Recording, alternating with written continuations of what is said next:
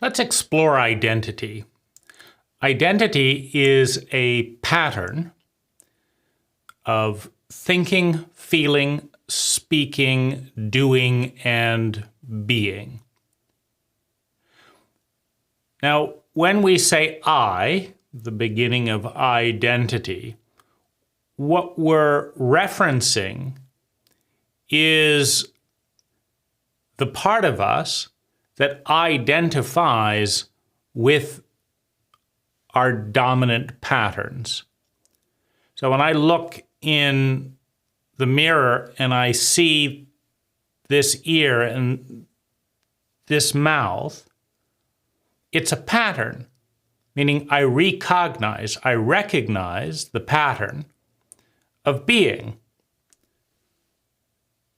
When I listen to the sound of my voice, I recognize the pattern of sound from the past that repeats. There's a pattern, a vibration of sound, and I say, I've heard that sound before coming out of this mouth. Now, if I'm not talking, and I might recognize the pattern of skin. Or if I'm watching someone walk, I'm recognizing the pattern of their movement. And I'm saying, I know that pattern. What does that mean? I've seen it before. And so the ego is the part of us that identifies with the pattern. And we can identify with different elements of the pattern. We can emphasize the sound or the sight or the taste or the touch. We're a very visual species at this point in time because sight is so efficient. Meaning if I can look and recognize the pattern via light waves, via sight, then I don't have to go over there and taste.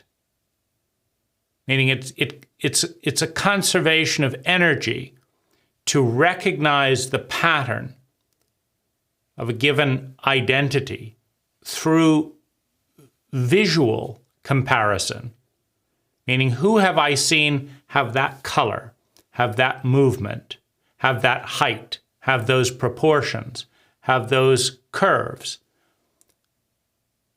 Based on that, I can triangulate and I can say, that's the same person that I saw with those same characteristics before. So we identify another by correlating a pattern stored in memory,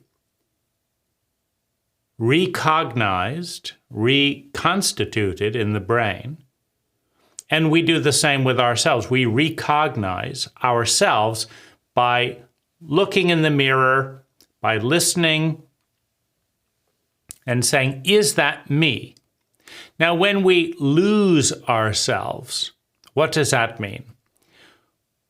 I'm afraid if I get too deep into this relationship, I'll lose myself. What does that mean? What's that referring to? It's referring to the fact that deep, meaningful relationships influence us. And what is us? What's being influenced by that word us, losing myself? It influences the pattern. Meaning if we deeply engage with another pattern of energy, our pattern of energy changes. And if it changes spontaneously, if it changes drastically, and we cannot recognize ourselves. We look in the mirror and we say, that's not me. I don't do that. I don't say that. I don't feel that. That's not me. I don't know who that person is in the mirror. It's not me. Right? So the pattern, the coherence of the pattern has collapsed, and a new pattern has entered the field, has entered the space. Now the words are these, the actions are these, the ways of being are these. I've changed. And at a certain point, that change becomes unrecognizable. Traumatic change is a good example. If your body is mangled in a car accident, the pattern of being may be so altered that I did not and cannot recognize. So one has to get to know a new pattern. So the I, the ego, is the one that identifies with the pattern. Is there any other part of us other than the ego, the one that says, I am the pattern? And here enters the witness. The witness transcends the identity. When we say, I must have a talk to myself, there's a reference to the point that there are more than one identity, so different identities, different patterns, crystallizing at different points in our past. We could say my 5-year-old self, that pattern of energy, has something to say to my 25-year-old self, that pattern of energy. My 5-year-old looking at my 25-year-old pattern sees this, this, this, this. My 25-year-old looking at my 5-year-old pattern of thinking, feeling, speaking, doing, and being sees this, this, this, and this.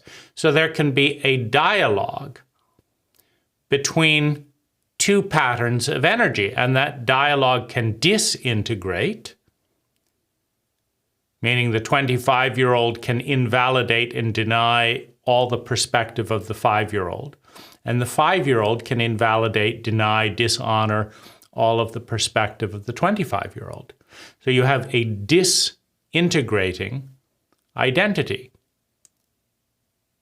This part of me leans in that direction, this part of me leans in this direction, this part of me leans in this direction, this part of me leans back here, and they're not really on speaking terms. They're each having their own conversation. And so you can disintegrate or you can integrate, meaning the 5-year-old can say, well, you have a point, and the 25-year-old can have empathy and understand the 5-year-old, or they can disintegrate. Now, one of the most important things to understand about identity, so the part of us that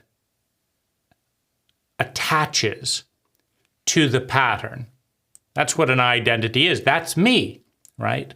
And that's the part that gets upset when the identity starts to become unstable. So a pattern is a recognizable and repeating shape of energy. If you can't recognize the pattern, it doesn't exist for you. There are an infinite number of patterns, by the way, right? Can you see the pattern in the background? Now, you may see like it's getting light over here, it's a little bit dark, and then it's dark. Up here it's dark. You may see that pattern, a gradient from light to dark. But there are an infinite number of other patterns that you may not recognize, meaning they're there. There's also the pattern of little dots. You probably see that too, because you have a language for them. They're called stars. And so we tend to recognize the patterns of energy that we have language for. And we tend to have language for the things we have paradigms for. So we have a paradigm for what's going on here. It's called space. And in that space, we have a paradigm of mass. So we have mass and space, and we have a name. This is clouds, air, space, and then these are stars and planets. And so we're looking, because we have the word, we're looking for stars and planets. But if we did not have that paradigm, if we did not have those languages, there might be large portions of this that we are unaware that we're unaware of. There's no language to see it consciously. And this is important. You know, the pattern of thinking is a very important part of identity. It includes the pattern of believing. It also includes the pattern of speaking. And you can see that because you cannot think a single thought without words. Try it. Any thought you can possibly imagine. Think the thought without any words. And you cannot think without words because words are the vehicle through which thinking takes place. It's like try and drive somewhere without your vehicle. Try and get in your car and drive up the highway without the car. Try to think without the word. The word is the vehicle. And so the patterns we recognize, that we notice and pay attention to, I say this is a circle here, and this is a 5-pointed star. Now, what if we had no paradigm for stars? What if we had no names for those pointed things and we had no name for space? But we did have the paradigm of above. If we had a word for above and below, but no names for space and stars and planets, and no names, no words for light, for gradient and light, but we do have a word and a paradigm of above and below. It's very possible that one would only be conscious that that all was above. That's above, and this is below. That's above, and this is below. But gradients in what? So you have to have a paradigm for a gradient, a word for gradient, before you can ask if that word applies here, before you can think the thought. The word enables the journey that the word is capable of potentiating. With the word, you can go different places with it. You can construct it in different ways, and by doing so, you can construct thought. Without the word,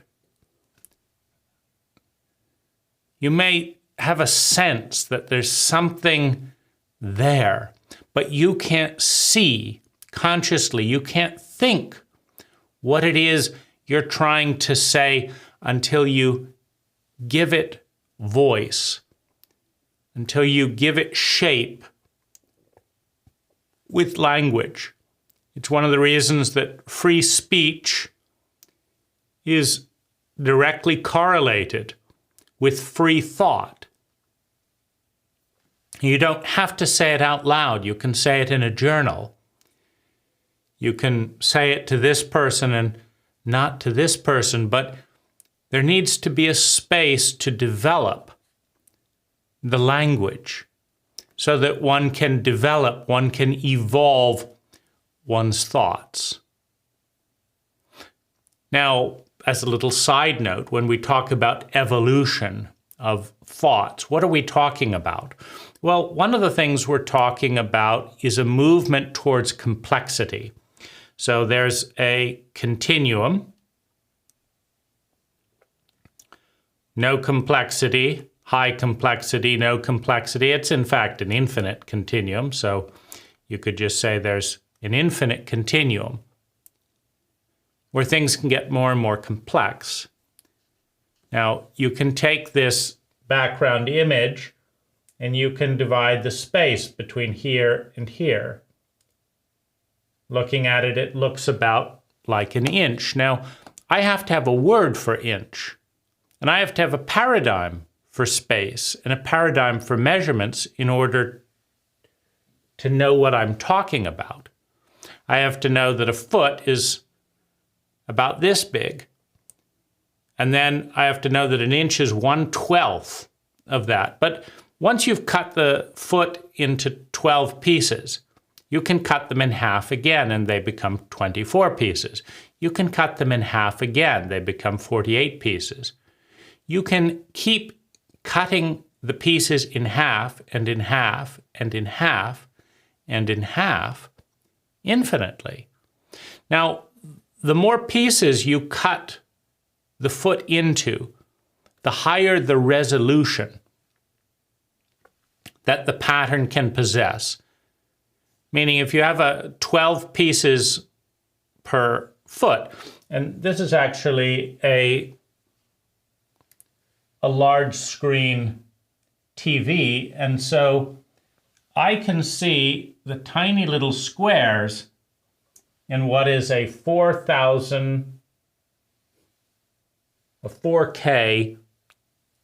TV. I can see the little grids because I'm here. Now, if there are objects that are smaller than the pixel grid in this screen, they don't show up on the screen, right? These little pixel things that are, 1/100th of a millimeter, these tiny little squares. If the object in this photograph is 1/1,000,000th of a millimeter, it can't show up in this screen. And the reason it can't show up in this screen is because it's not big enough to fit in or not fit in a pixel. It doesn't register at this level of resolution. But if you went to rather than a 4K TV, a 100K TV, and then zoomed in, you could eventually register it with your eye and you'd say, oh, there's that object. But with a 4K TV, you can't see it. And there are other things that you can't see with an HD TV. A 720 pixels TV at 380 pixels. So they're the more crude. And ultimately, you could get so crude that there were just two things. There was a white pixel and a black pixel. It was a 2P, not a 720p. It was a 2P screen. And think of all of the details that would be lost, that we would be unaware of when we watched a movie in 2P. Anytime something came over here, it would turn white, and anytime it went over here, it would turn black, and maybe it would be a gray the rest of the time. But it wouldn't be a very interesting movie. And so the evolution of consciousness, the evolution of awareness, is the evolution towards complexity. So for this star to evolve, now it's a 10-pointed star. Next it becomes a 20-pointed star, a 40-pointed star. So as you move into distinctions through mathematics and language. So you have mathematical language. So you take the 1 and you divide it into 2, and you take that and divide it 2, and you get 2, and then you get 4, and then you get 8, then you get 16. You're creating complexity. And as you create complexity, you need words either numbers or words for those complexities. If you take this pigment range here, there's a range of color. We can call this tan. That's a low level of awareness. Or we can call it tan 301, tan 302, tan 304, tan 305. We can break this word, tan, into 100 distinct gradients. And by doing so, if we recognize, if we look carefully, zoom in, we become more conscious of the color in this face, of the nuance. And so, if rather than seeing tan, see, because we see a very dull image, face, that's the face. Talking, right? That's a dull image. You know, and if you close your eyes, and what's the color of the left lower portion? Is that tan 0301 or tan 0302? Are the ears 1.5 inch or 2 inch ears, or 2 inches and 3 millimeters? What, you know, is there a dimple?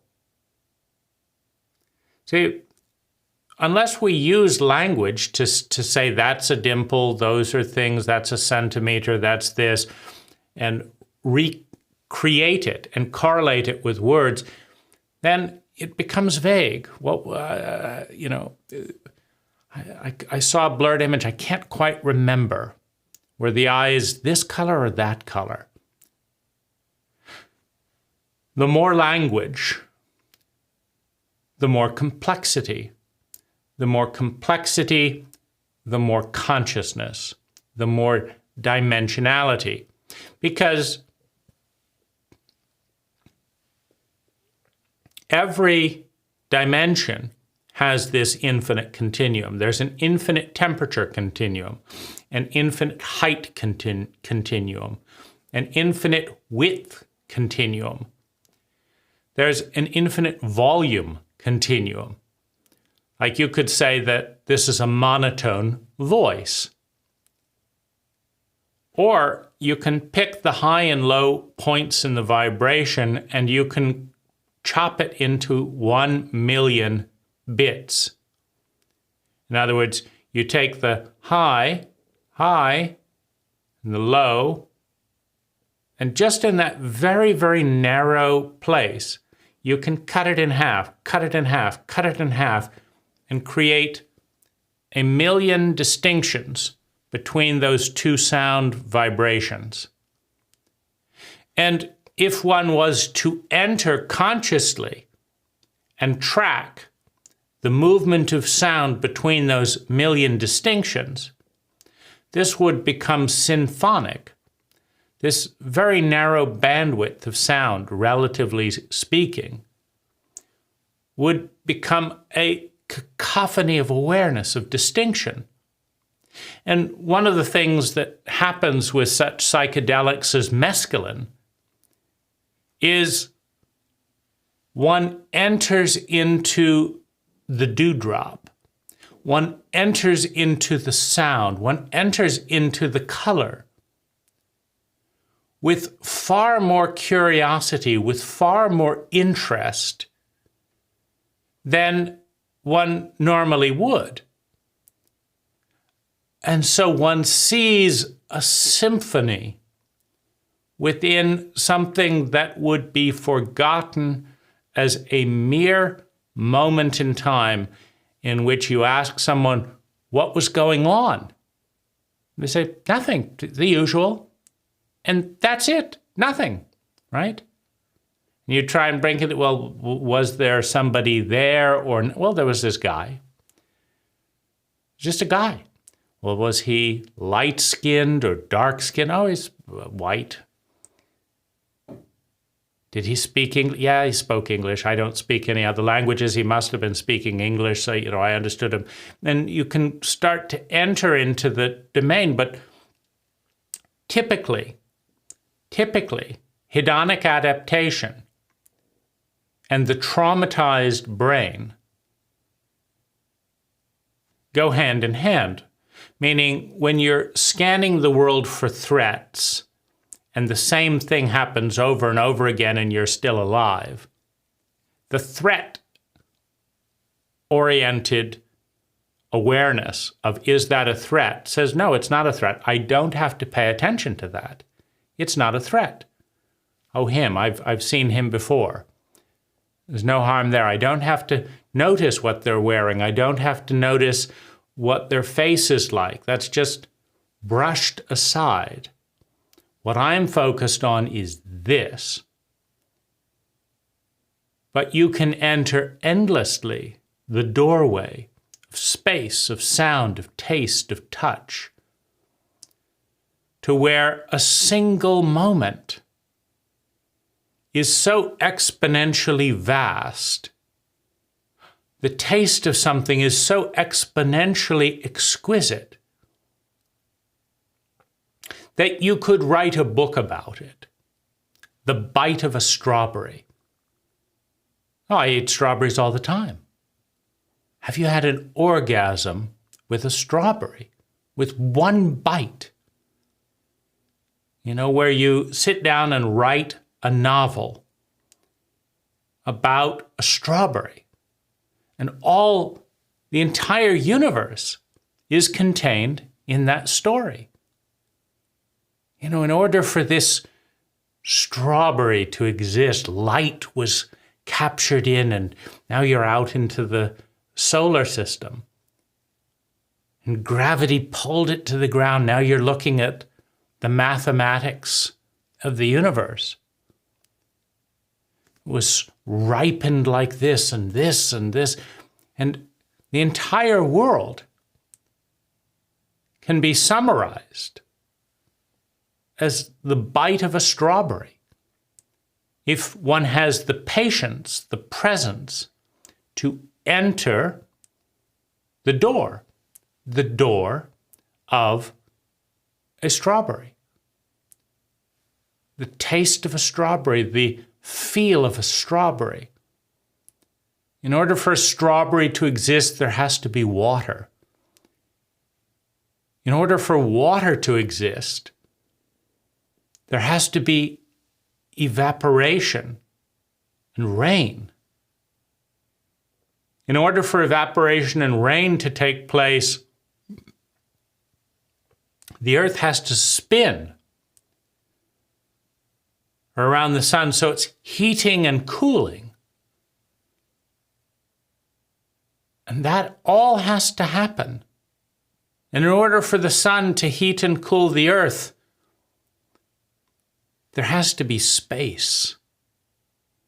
And all of a sudden, the strawberry reveals the mystery, tells the story of everything. If you follow the atomic structure of a strawberry, it will lead you back to the Big Bang, which is the great-great-grandfather, the great-grandmother of all strawberries, of all that is. On an evolutionary path, from gases to planets to fungi to water to minerals and to strawberries. Without one, there is no other. The strawberry is necessary for existence, and existence is necessary for the strawberry. So, identity is a pattern of energy on a continuum of complexity, on a continuum of symmetry, on a continuum of integration. I think that going home right now and getting some sleep would be a really good idea before tomorrow's test. But my body reaches for another drink of wine. I think that this conversation is heading into a dark place. But my mouth contributes the next sentence, meaning I'm disintegrated. My pattern of thinking is going this way, and my pattern of behavior is going this way. I have a weakened identity because they're pulling in different direction. A rope is easiest to break when its strands are all unraveled and unwoven. And then you put the weight on one strand and it snaps, and you put it on the next strand and it snaps. But if it was woven tightly together, the rope might hold 2 tons, 3 tons, 5 tons, 10 tons before snapping. But as an individual strand, 100 pounds, 100 pounds, it breaks, it breaks, it breaks. And we have a broken pattern of energy, a broken identity. In other words, when we talk about being broken, we're referring to the snap. The identity is no more. We're back in the void. We're back in the chaos. I don't know who I am. I don't know where I am. I don't know where I'm going. I have lost the path. The path is the evolution of identity. The path goes from a 5-pointed star to a 10-pointed star.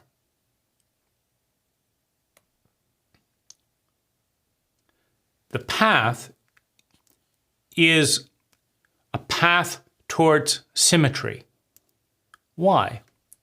Well, all mathematics begin with 1. It all starts out as the unconscious, as the uninterrupted ecology that we are all inextricably connected to. The unconscious 1.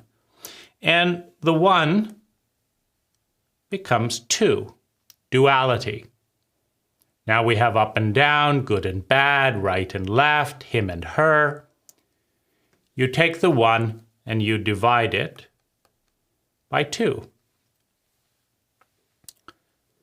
Now you then divide it by 2 again.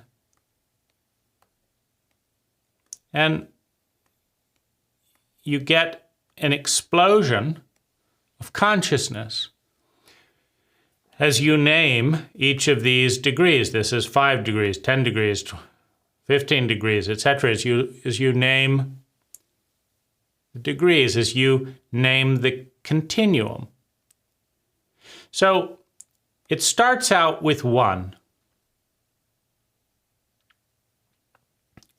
And the most elegant shape in the universe is the sphere.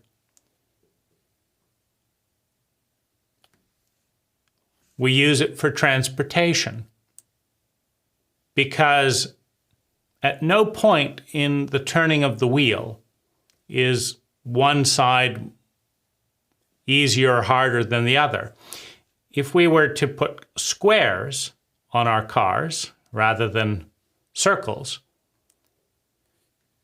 you'd have easy points when you were up on the corner and then really violent points as all the weight crashed down. You'd have a difficult point getting up onto the tip, then it'd violently come down again. It would be incredibly energy intensive to drive square-wheeled cars. So we don't do it. We use an elegant shape, which is the same shape as the planet, the same shape as the sun, the same shape as atoms, the same shape as time, the same shape as space. We use circular shapes because they're more efficient, they're less energy intensive. Now, the 1 is unconscious. If you want to If you want to give a terrible answer that reveals absolutely nothing, if someone says, "How was your day?" you can just say, "It was." If someone asks you, "What are the good things in your life and what are the bad things in your life?" and you can say, "Everything is great." You say, so, and it's not useful. You don't see anything about that person. But if they start to say, the part that's good is the sky was my favorite color. And then you realize, oh, this is someone who pays attention to sky color. You start to see them. And you say, what was the color? And it says this particular shade of pink. And you realize, oh, they like pink. You're getting to see them in the specificity. They say everything's fine. What they're really saying is, I don't want to be visible. I don't want to be seen. Within polarity, within consciousness, everything is never fine. And everything is never horrible, although teenagers, again, everything is ruined and falling apart. It's like, is your parakeet ruined and falling apart? No, not the parakeet. Is your cereal bowl, has it disintegrated? No, the cereal bowl is fine, but, and then you get to the detail, right? You should have heard what so-and-so said to so-and-so about me. Okay, so your social reputation in this threesome has taken a blow, right? Now, that brings me to fragility. Every identity is fragile. Every pattern of energy is fragile, but it's on a continuum of fragility. So what fragile means is that when one pattern of energy collides or interacts with another pattern of energy, that one of two things will happen. If these are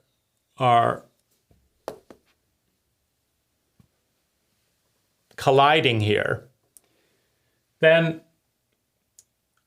either this energy pattern will collapse or distort or elongate or bounce, or this energy will collapse or bounce or fall apart, or they will both enter a new state, a new pattern of energy. Right? Everything that we know, everything in what we call physical reality, has two parts: an energy and a shape, a pattern. And the energy is eternal. The energy is, can neither be created nor destroyed, the ultimate energy. But the shape can be created and destroyed, can be sanded, distorted, warped, bounced, destroyed, shattered. A shape can be broken, and the ego can be broken. It's called trauma. When the ego identifies, attaches itself to a shape of thinking, feeling, speaking, doing, and being that collides with another shape of energy, and the ego is shattered. When the ego cannot maintain its hold onto the old shape,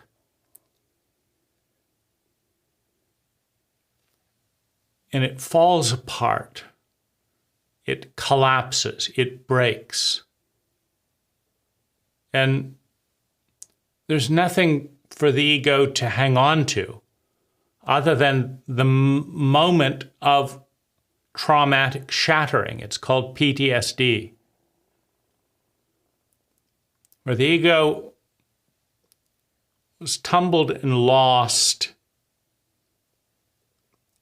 in the chaos, in an unknown that was too big, and frantically grasping for something to hold on to, it grasped the pattern of the traumatic memory. I am the traumatic memory. Now, in order to reinforce identity, knowing where I am, I have to relive the pattern of trauma over and over again. It's my new pattern of energy that I identify with. It's my new identity. My primary identity was broken by a traumatic event, and my new adaptive identity, my surrogate identity, is the traumatic event itself.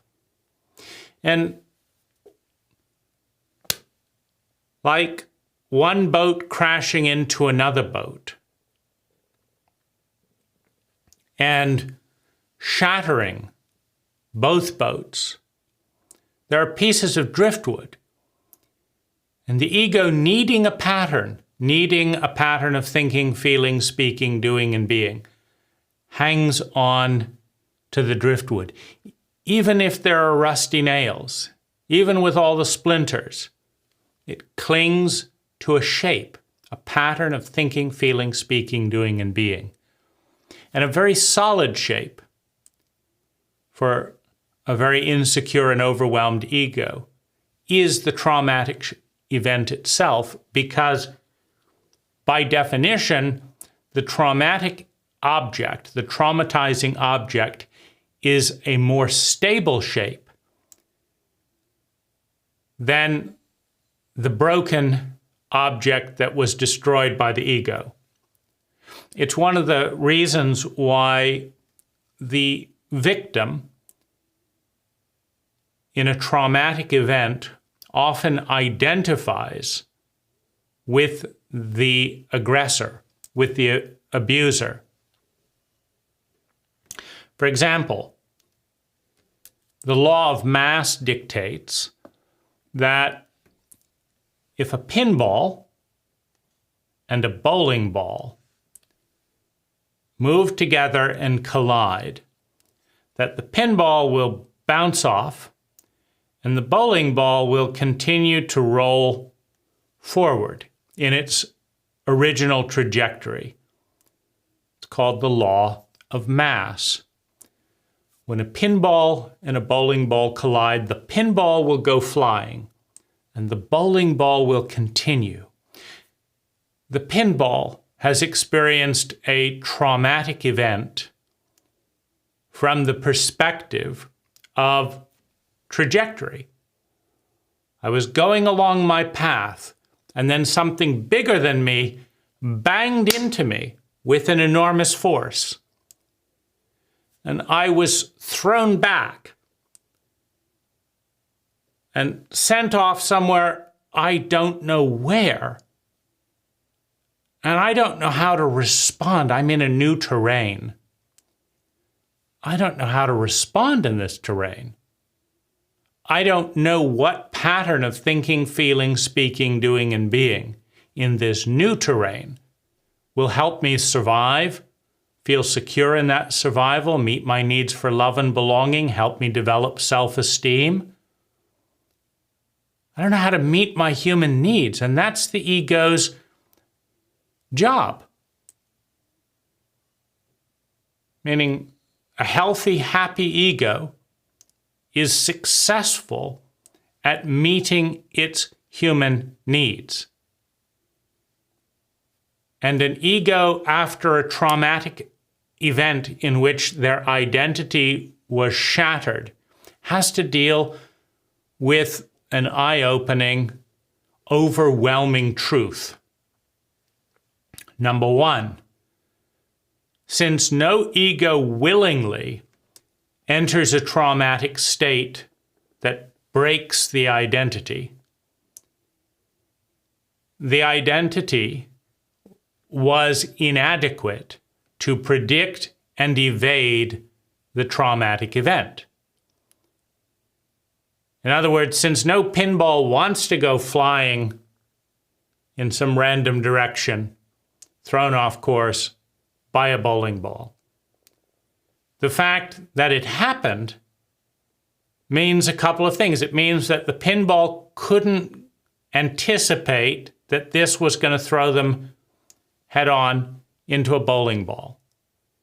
It also means the pinball couldn't evade. It's like, oh, there's a bowling ball. Let me turn right. The pinball couldn't turn right in time to evade the bowling ball, couldn't turn right at all. And the pinball couldn't anticipate where it was going to fall. And the pinball doesn't know how to respond in the unknown. Because when it finds itself in a new place post-trauma, the pinball has no reference points. See, when you're in known terrain, you say, well, I'm 30 feet away from where I need to be. I've been knocked off course in known terrain. I need to get 30 feet back on course. That's where the telephone is. These are the buttons to press. These are the words to say.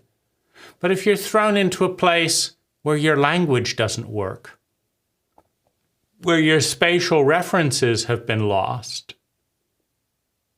where the food you would normally grab to nourish your body is toxic because you are unfamiliar with an optimal relationship map to the new terrain.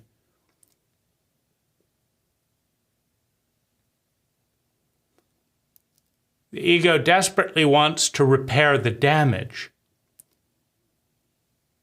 but it has to recognize as part of the traumatic event that it was inadequate, that the old identity, the old pattern of thinking, feeling, speaking, doing, and being was and is inadequate to anticipate the traumatic event, to avoid the anticipated traumatic event, to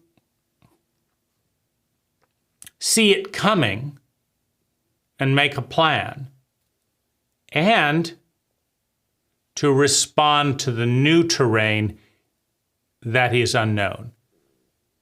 In other words, the ego, with its primary job of perpetuating and evolving the identity, has failed,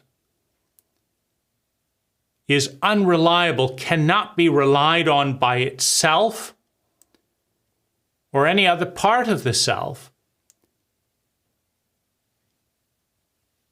to meet its needs within the traumatic experience, within the traumatic reality. And so, if this pattern of energy was anticipating a bounce and then bounce back, but instead what happened was an explosion that destroyed the cube as well as the sphere, that shattered the identity, then the ego that identifies with the pattern of thought that says this is what's going to happen is shocked, is disoriented, because what I thought would happen didn't happen, which means my map of reality is faulty. Meaning every single time we are traumatized, it is symptomatic of a faulty map that we're using to navigate reality. Now, if our goal is to get here, And the map that we have takes us up here, left turn here, up here, takes a right turn here, and then heads all the way up here off screen. It doesn't lead to where we want to go. If we follow the map, that's the identity, the pattern of thinking, feeling, speaking, doing, and being, we will never get to where we want to go. Now, this is a crisis for the ego. This is my pattern, my way, my path. My pattern of thinking, feeling, speaking, doing, and being. And I can see where I want to be is here. But where I end up when I do left, straight, right, and up, it's here. Now, if I can really see clearly, I might be able to say, you know what, if I could just double this, then do this, shorten this, and then go up, then I would hit it. But if we knew that clearly enough, we would do it. So when we fail, it's because the map doesn't correlate with reality. That's one reason. The other is we are not integrated, meaning our thought says, here's the goal, this is the way to go, but our body goes over here, and our feelings lie over here. And our imagination lies over here. Our thoughts is over here. But in our pattern of thinking, feeling, speaking, doing, and being, even if everything is heading here except doing, we're thinking, we're feeling, we're speaking, and we're being over here, but we're doing this. And so we're not arriving at the goal. First of all, we have a disintegrated identity. Now, this brings up a continuum of insanity. You know, what is insanity? Insanity is a pattern that is so incoherent that neither we nor the people calling us crazy can recognize the pattern, right? So there's a very simple pattern. Now, if we're in a cult where everyone is replicating this pattern, however insane the pattern may be, it's normal, and so we don't call that insane. For example, eating more and more fats and sugars and dairy products and saying I want to lose weight it's a common pattern. So it's insane, meaning there's a divergence. Meaning if we eat lots of sugar, starches, dairy products, we will get fatter. If we say we want to lose weight, then we are insane if we keep doing the thing that makes us fatter. But if everyone's doing that, we'll just say, oh, it's normal, right? So there's normal insanity. And then there's abnormal insanity. And we say, they're crazy. What are they thinking, right? Because they're doing something that's not normal. And when we talk about institutionalized insanity, we're talking about a pattern that nobody can recognize. Meaning if I say up, down, up, down, up, down, up, down, up, down, you see a pattern, right? When I say the word up, it's a sound, it correlates with this movement. When I say the word down, it's a sound, it correlates with here.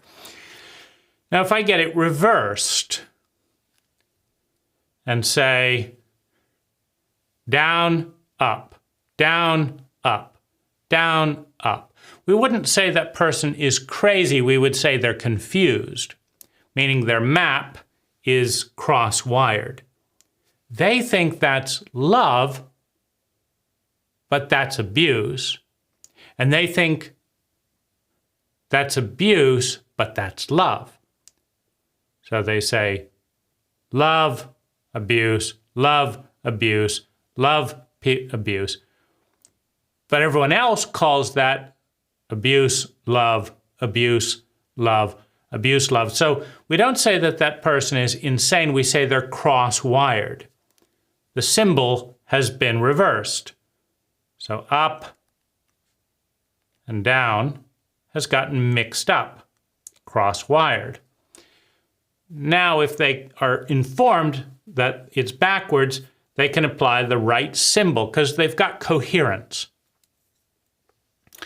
But if I say up, up, up, up, down, down, up, up, down, down, down, down, down, down, down, down, down, up, up, up, down, down, down, we're entering a dissociative state, right?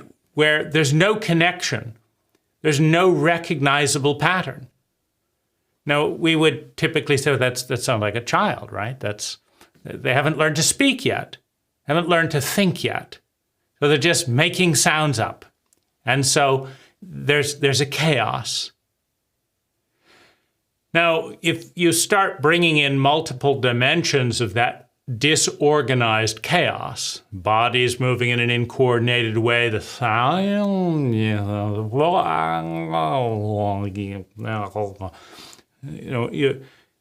we're just talking about a pattern that's too complex for the ego to identify with and identify, say, that's me. I'm the one that did, right.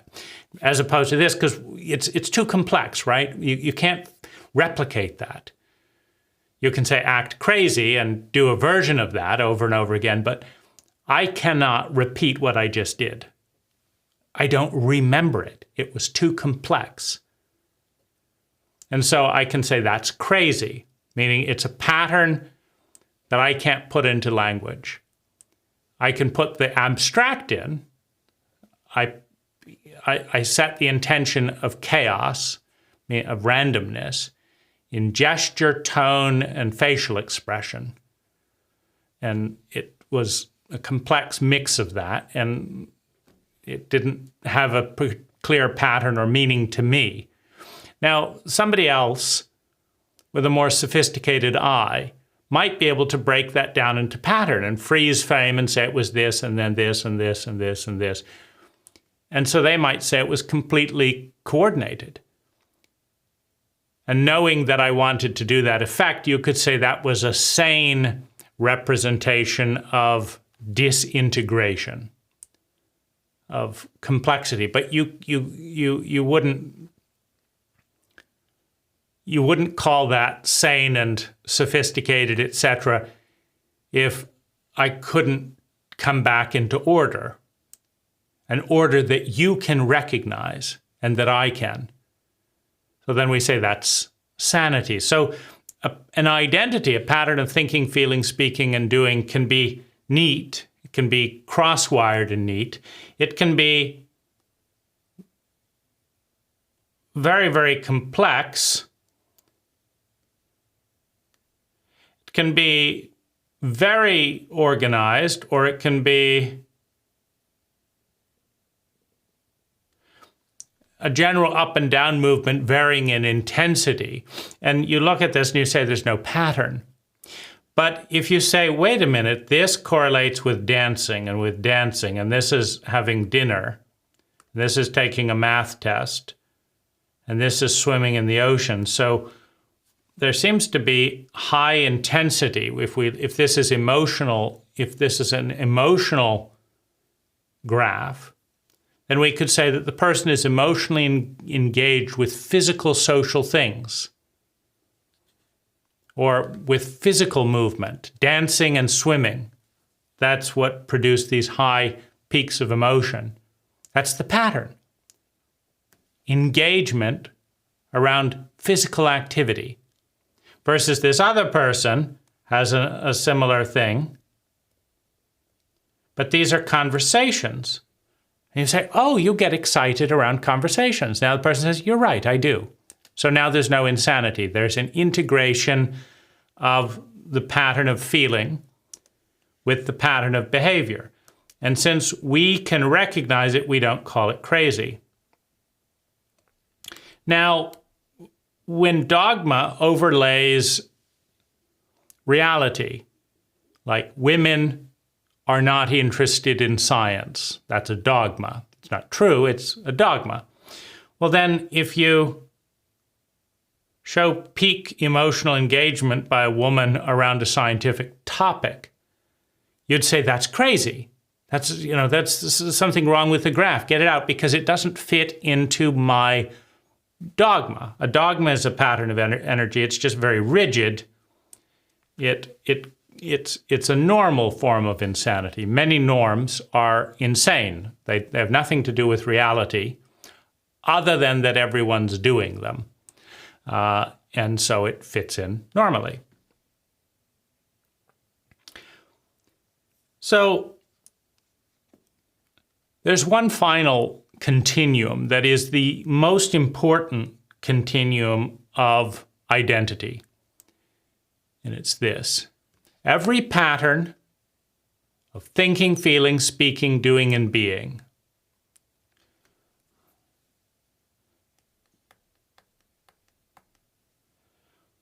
when combined with a given ecology, a given cult, a given landscape, a given set and setting, equals a unique probability field.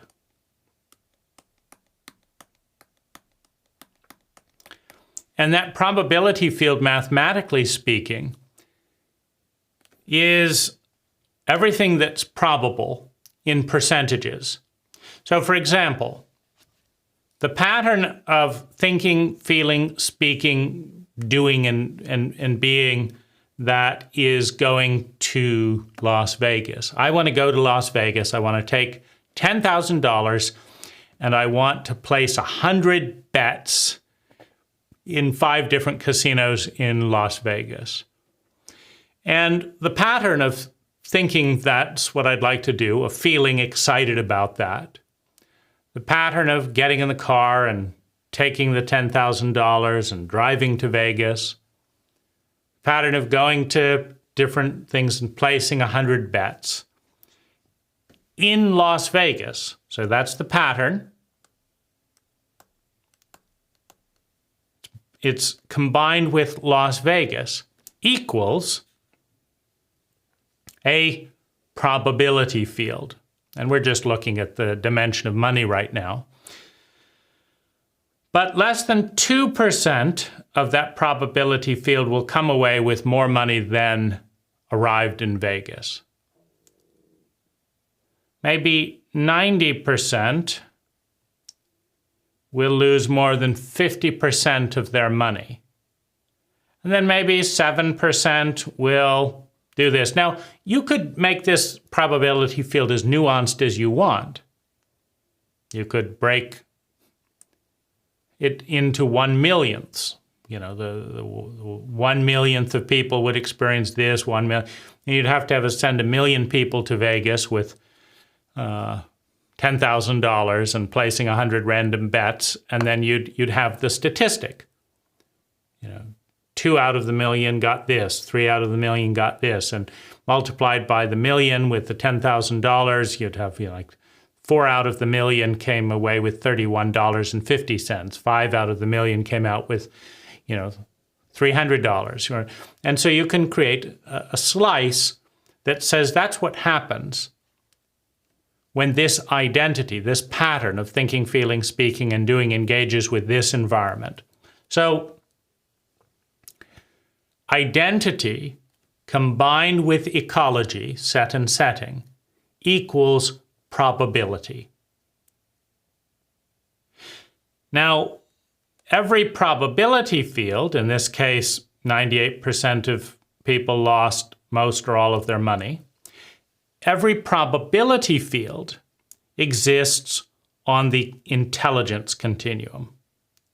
Now up here, high up in the peak intelligence, you have success. Now, what is success and failure? Well, every human being in the history of humanity has wanted to feel sustainably better. And corresponding to that, has wanted to avoid feeling chronically worse. I want to feel sustainably better. I want to avoid feeling chronically worse.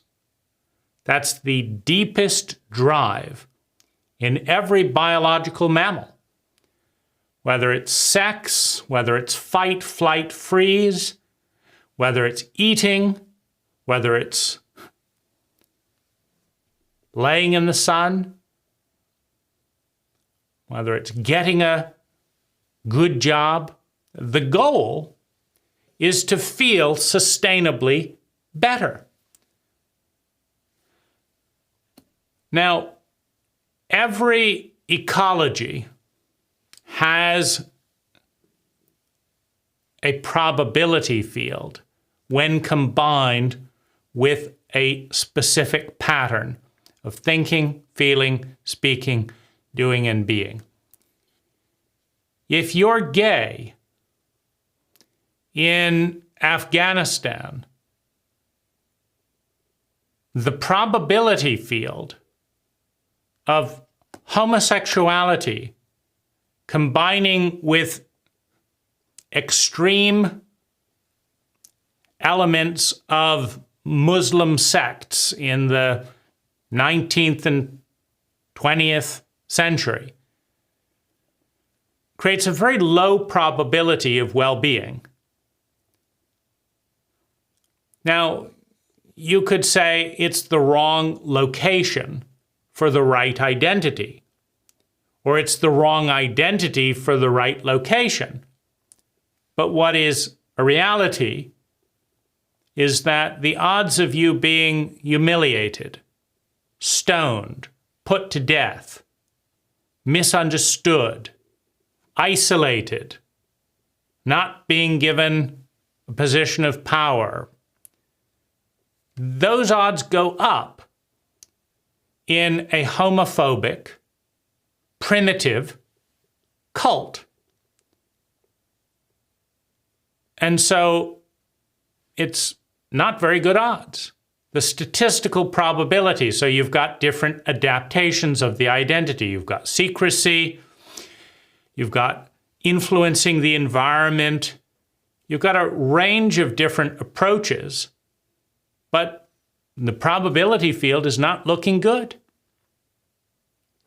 If you get sunburn and feel terrible when you get sunburn, and you get sunburned very, very easily, and your identity, your pattern of thinking, feeling, speaking, doing, and being is let's go to South Africa and not use any sunblock and wander around on nudist beaches, you're going to be in a lot of pain. The identity and the environment produces 99.9% certainty that your body is going to be in a lot of pain. And so intelligence is reflected by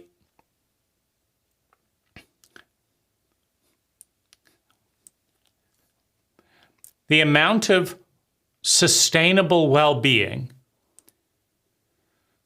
that you are able and willing to generate within a given ecology.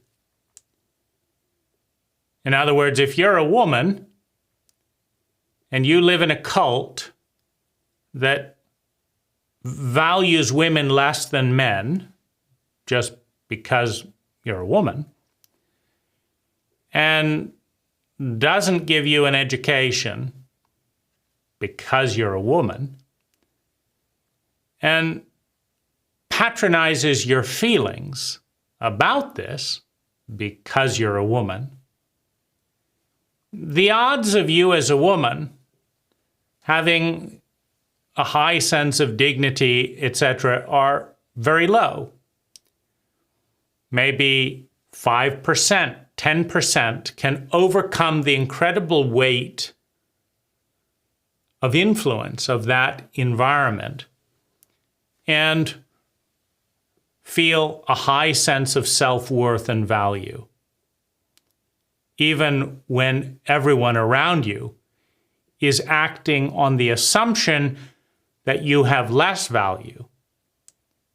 Now, there's different identities that can transcend cult stupidity, for example. You might, as a woman, say, I'm in a cult.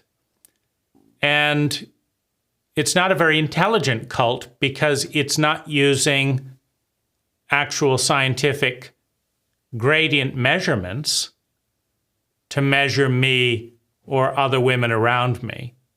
It's measuring the dogma and it's not looking clearly. That's a faulty system. In other words, I'm dealing with people who have subscribed, who have signed on without thinking to a primitive set of dogmas. And as a result, they cannot see clearly. And so, as irritating and disgusting as it is that I am never going to be seen clearly by 90% of the population, I'm going to pray, for example, in a religious paradigm. I'm going to pray that one day they will be enlightened and that they will have the privilege of seeing me in all of my dignity and beauty, which they lack the eyes to see today. I pity them, or I empathize with them, or I have compassion. I have no doubt blind spots of my own. So I will treat myself with the dignity that I have always deserved and rarely received. And I will have compassion that, maybe in the next 500 years, people will become intelligent enough to realize their stupidity, and then they will change. So that's an identity that might come through prejudice, chauvinism, relatively unscathed, meaning I'm not going to take it personally that I happen to be born in a primitive cult at a primitive time in its evolution that doesn't see clearly. There's never been a cult that saw everything clearly, and it just so happens that I'm an African American in a time of slavery, and so my value isn't seen clearly. Or I'm a woman in a time of chauvinism and patronizing memes around women and social norms that make seeing me clearly very difficult. And so 90% of the population is going to see me this way, and 10% of the population is going to start to see me the way I see myself. And 1% is really going to get me. And I'm going to spend more time with that 1%. And I'm going to understand that while this harms me, meaning I am insulted regularly, my concept of myself is violated. Meaning this is how I see myself and how I would like to be treated, and you're treating me like this, as if this wasn't existing. And my identity is bruised by that. It's affected by that. It's influenced by that. But that harms both of us. You may not know it because you're a chauvinist and you're a dogmatist, but eventually you will grow into someone capable of seeing the majesty of who I am as a woman. And when you do, you will understand the grandeur, the beauty, the complexity of all that you missed along the way. Because you were too blinded by dogma to see So you never really had a relationship with me. You had a relationship with your stigma, with your dogma, which is so much more boring than I am. You missed out, and so did you. 90% of the population missed out on me. But at least I didn't miss out on myself. And at least a few people woke up and were encouraged. And so that could be on the high point of a known identity, a known pattern of thinking, feeling, speaking, doing, and being, versus someone else that says, if you don't see me in the beauty that I am, I'm going to kill myself because I can't bear to have no value. And I actually believe the stupidity of your dogma. And nobody seems to be treating me the way I want to be treated. And so I am consumed by the memes of the cult rather than transcending them. So that would be perhaps a lower level of intelligence. So, high up there you have something like the Christian narrative of Jesus saying, forgive them because they know not what they do. And rather than talking to some old guy up there, I can see that you've got a wrong map of reality. And I can see that you don't know that you have a wrong map of reality. But you are regularly inconveniencing me with that map and with the behavior that that map dictates. It's incredibly annoying. But you have no method. You don't have a doorway to analyze your map of reality.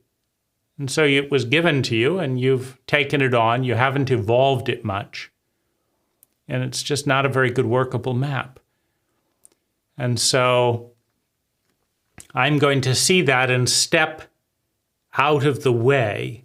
And you can interact with your delusions and your stigmas and your dogmas. And I'm going to move out of the way of that. And over here, you can see me, right? You can't see the artist in me, but you can see the one that knows how to pick up rocks and build a road. So here we have some connection, right? You've got your road building techniques down. You just don't have your artistic techniques down. So we can connect in this narrow dimension and this narrow dimension and a little bit over here, but not at all over here. So the intelligence continuum is the most important thing in an evolutionary term because intelligence is measured by the efficiency with which energy, time, money, natural resources, emotional intensity, attention, with which energy is transformed in a given environment into sustainable well-being. Meaning the more energy you conserve while generating an abundance of sustainable well-being for yourself, those you love, the species, and our host body as a planet, the more intelligent you are. Now, one can luck out and be very intelligent just by doing certain things in a very particular environment, but you haven't designed it. Meaning you can have a very intelligent identity for a given environment, but a very toxic identity in another environment. For example, in a disco, if you jump up and say, here I am, and let's party, you could be the life of the party. But if you do that in trench warfare in World War II, you're the first to get shot. So you could be creating more sustainable well-being in one environment accidentally, meaning it's just the identity, the pattern of thinking, feeling, speaking, doing, and being that was inherited, that was given to you. And it happens to work in a given set and setting, but remove you from that set and setting, put you in another set and setting, You don't have the capacity to design, to redesign, to modulate, to adapt to new identity, to new contexts. So you just keep doing the same thing, only this time it gets you killed. But you can measure the intelligence of an individual by their ability to respond to the environment that they're in and consistently create sustainable well-being while consuming very little time, money, and natural resources in the process. And you can measure the stupidity of an individual, of a culture, of a group that consumes huge quantities of time, money, and natural resources, lots of attention and emotional drama to make things chronically worse for themselves, those they state that they care about, and the larger species and our host body, this planet. So from spending vast amounts of energy to make things chronically terrible, to spending very little energy to create sustainable well-being for all, is the continuum of intelligence. And so the evolution of identity is the evolution from stupid, insane, dissociative, unconscious identities, patterns of thinking, feeling, speaking, doing, and being that make things chronically worse, to identities, patterns of thinking, feeling, speaking, and doing, and being that make things okay, to good, to very good, to exceptional, to a state of grace where with little or no effort at all, one thinks and feels and speaks and does and is in such a way that well-being emanates out, filling the self and overflowing into those that we love, filling them and flowing out into the larger species, and ultimately blessing, renewing, healing the host body out of which we emerge and to which we will return, our planet, our solar system, our galaxy. That's the journey from stupidity to intelligence. That's the evolution of identity, and with it, the evolution of consciousness.